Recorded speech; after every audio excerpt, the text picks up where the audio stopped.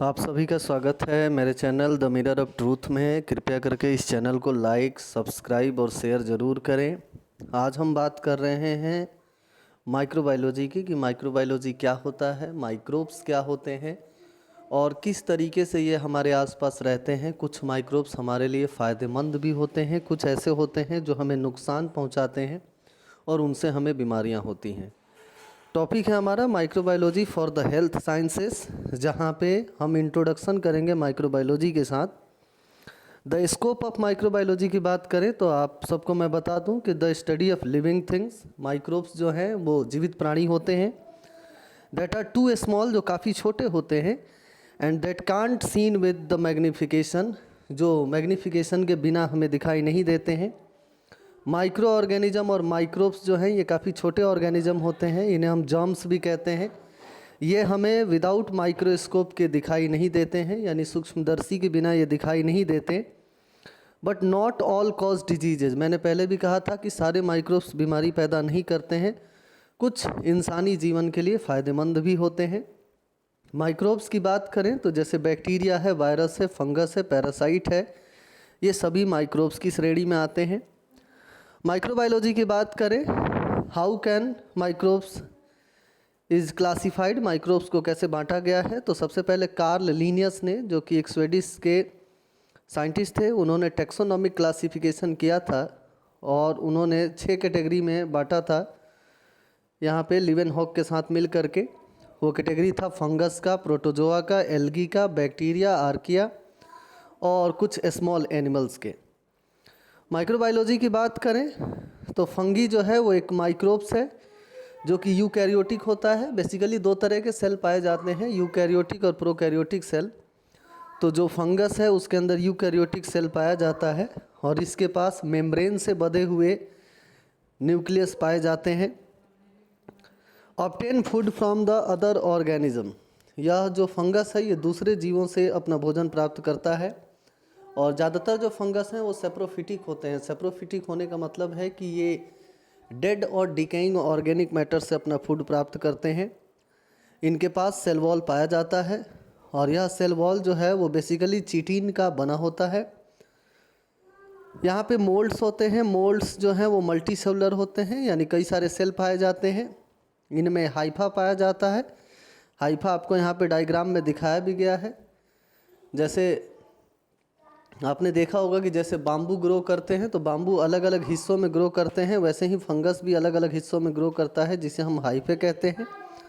और ये hyphae basically 2 तरह के होते हैं, सेप्टेट हाइफा और एसेप्टेट हाइफा होता है। जैसे आप गन्ने को देखेंगे तो गन्ना हाइफे के रूप में ग्रो करता है, अलग अलग हिस्से उसमें होते हैं, उसको हम हाइफे ना कह के उसको हम नोड कहते हैं और इंटरनोड कहते हैं। जो गन्ने की गांठ होती है उसको हम नोड कहते हैं और 2 गांठ के बीच की दूरी को इंटरनोड कहते हैं।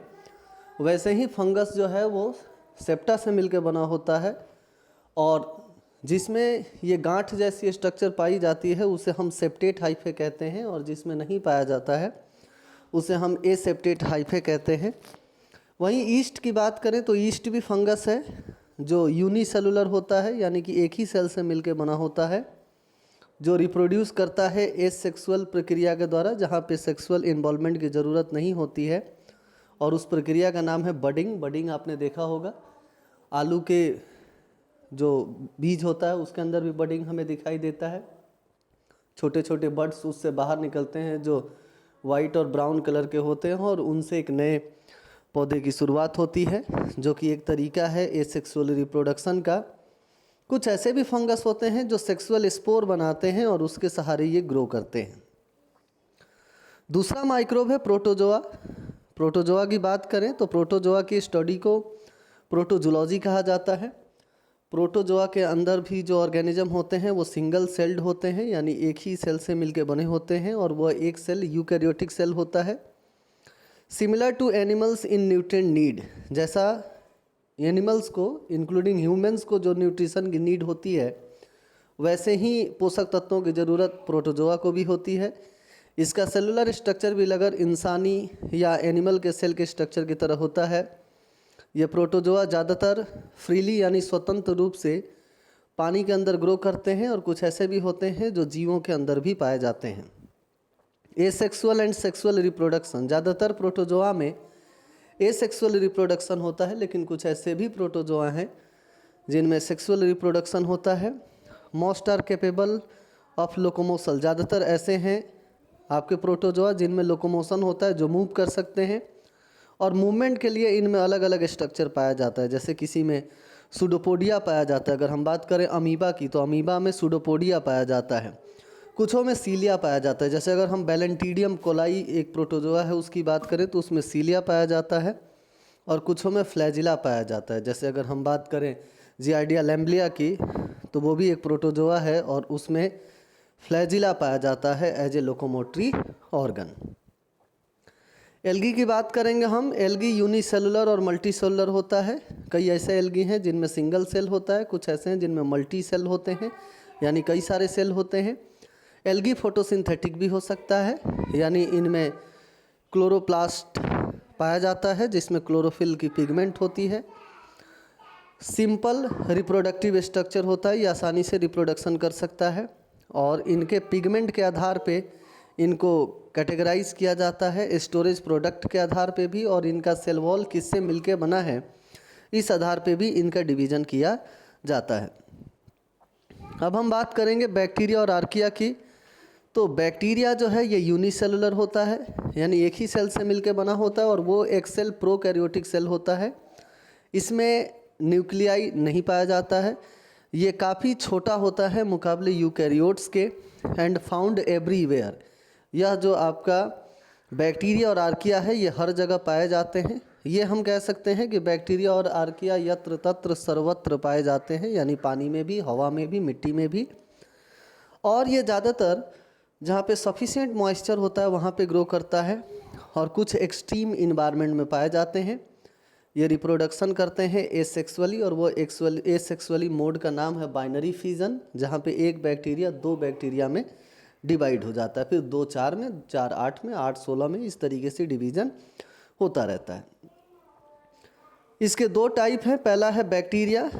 बैक्टीरिया जो है इसमें सेल वॉल पाया जाता है, और बैक्टीरिया के सेल वॉल पेप्टिडोग्लाइकेन का बना होता है। कुछ ऐसे भी होते हैं जिनमें सेल वॉल नहीं होता है, जैसे माइकोप्लाज्मा की बात करें हम तो एक बैक्टीरिया है जिसमें सेल वॉल नहीं पाया जाता है। और कुछ ऐसे बैक्टीरिया होते हैं जो डिजीज़ कॉज कर सकते हैं, और कुछ ऐसे होते हैं जो डिजीज़ कॉज नहीं कर सकते हैं। कुछ ऐसे बैक्टीरिया हैं जो विटामिन का सिंथेसिस कराते हैं हमारे बॉडी में, कुछ ऐसे हैं जो डिजीज़ कॉज कर सकते हैं। आर्किया की बात करें तो आर्किया में भी सेल वॉल होता है जो कि पेप्टिडोग्लाइकेन के पॉलीमर से मिलके बना होता है। बैक्टीरिया के अलग अलग शेप की बात की जाए तो बैक्टीरिया स्फेरिकल शेप का होता है जिसको हम कोकाई कहते हैं। बैक्टीरिया जब रॉड शेप का होता है तो उसको हम बैसिलाई कहते हैं, और बैक्टीरिया जब स्पाइरल शेप का होता है तो हम उसको स्पाइरलम के नाम से जानते हैं। ये बैक्टीरिया, फंगस और पैरासाइट का एक सिंपल इंट्रोडक्शन है। इससे ज़्यादा जानकारी के लिए हम एक विशेष वीडियो बनाएंगे, बैक्टीरिया के लिए अलग, वायरस के लिए अलग, पैरासाइट के लिए अलग, जो अगले वीडियो में आपको मिलेगा। अब तक के लिए इतना ही। चैनल को लाइक करें, सब्सक्राइब करें और शेयर करें।